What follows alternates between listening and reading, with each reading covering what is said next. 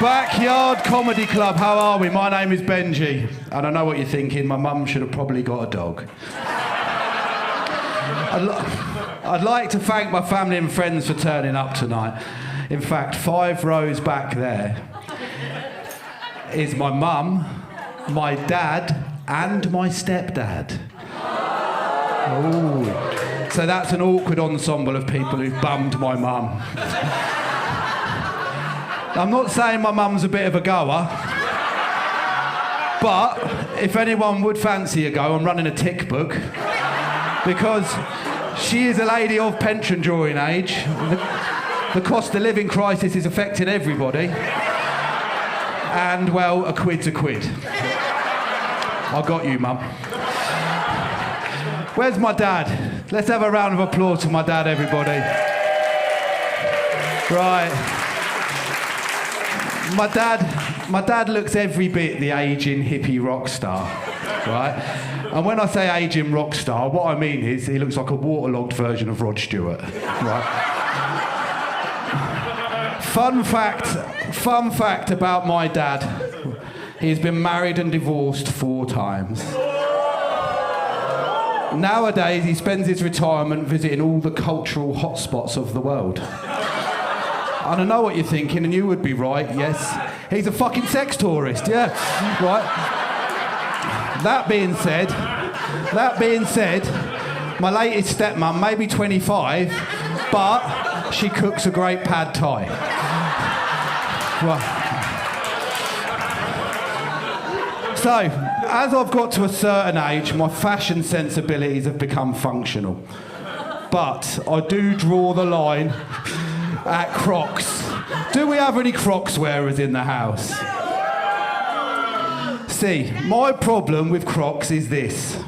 I've been assured they're comfortable, but they are the ugliest shoe known to man. They look like they should be correcting childhood polio, right? The problem with Crocs is that they were taken on board by the medical industry, right? And then permeated their way into popular culture. Sold over 1 billion. 1 billion people. That's a lot of people wearing Crocs. So nowadays, when I see someone wearing Crocs, I'm undecided whether they're a doctor or a fucking sex offender. The ultimate wipe clean accessory.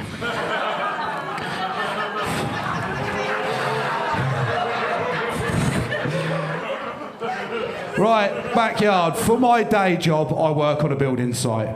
So I'm a ground worker and do civil engineering. Building sites are a hive of masculinity, right? Everybody on the building site has a nickname, okay? My nickname is the Grim Dog because my name is Benji. If you are friends with somebody on a building site, you call them a cunt. All right, you cunt? How's it going, you cunt? Unless you don't like them, then they're a shit cunt. Have you seen that shit cunt? What about that shit cunt? See, I worked with a guy who had 2 sons, all right? One was called Monge, and the other was called Stretch. Monge was called Monge because it was sweet pea, as in 2 peas in a pod, because he looked like his dad. Stretch, I asked his dad one day why he was called Stretch, and his dad looked me deep in the eye and said, when he was born, his mother's fanny was ruined. I'm not saying this geezer had a big head, but when he went to get his hair cut, they used a John Deere ride-on mower to get round the back. Right, backyard, full disclosure, as of August this year, I have been sober for 4 years.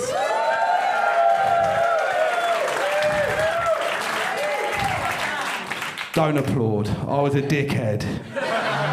I was a liability, what some of my friends might call a social hand grenade.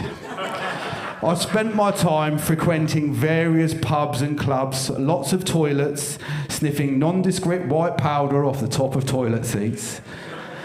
In fact, one time I found myself in Blackpool on the session, went into an alleyway to do a line of cocaine off the wall, did said line of cocaine and thought, there's some residual residue there. So I licked my finger, rubbed the residue, and rubbed it on my gums. Still there, thinking, this residue isn't going anywhere. Licked my finger again, rubbed the residue, and rubbed this into my gums. At this point, the residue was still there. Took my phone out of my pocket, lit up the wall, and realised I'd been gumming bird shit.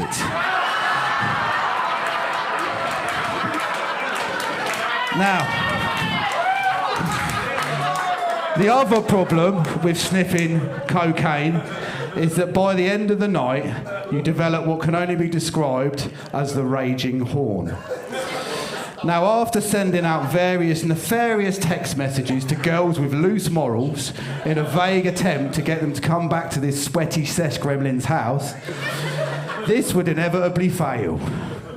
And I would find myself at home, laptop open, embarking upon what can only be described as a masturbatory marathon. I would try various solo sexual techniques. The Big Dipper, milking the cow, or my personal favourite was tucking my dick between my legs, jumping up and down, what can only be described as a sweaty pogo. And thus, backyard